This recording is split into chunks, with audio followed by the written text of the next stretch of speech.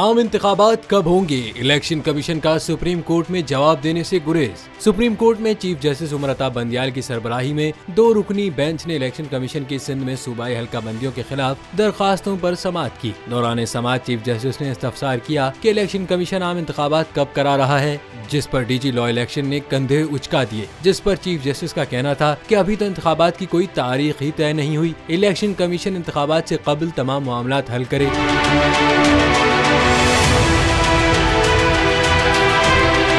वाज़ेह है कि supreme court ने इलेक्शन कमीशन की सिंध में सूबाई हल्का बंदियों से मुतल्लिक दरखास्तों का तहरीरी हुक्मनामा जारी कर दिया है, जिसके मुताबिक सुप्रीम कोर्ट ने कहा कि इलेक्शन कमीशन को मौका दे रहे हैं कि नए हुक्मनामे से दरखास्त गुजार के एतराज़ात दूर करे, दूसरी सूरत में इलेक्शन कमीशन केस को सुप्रीम कोर्ट में लड़े। वाज़ेह है कि सिंध में सूबाई हल्के PS7, PS7, 8 और 9 शिकारपुर की हल्का बंदियाँ सुप्रीम कोर्ट में चैलेंज की गयी थी।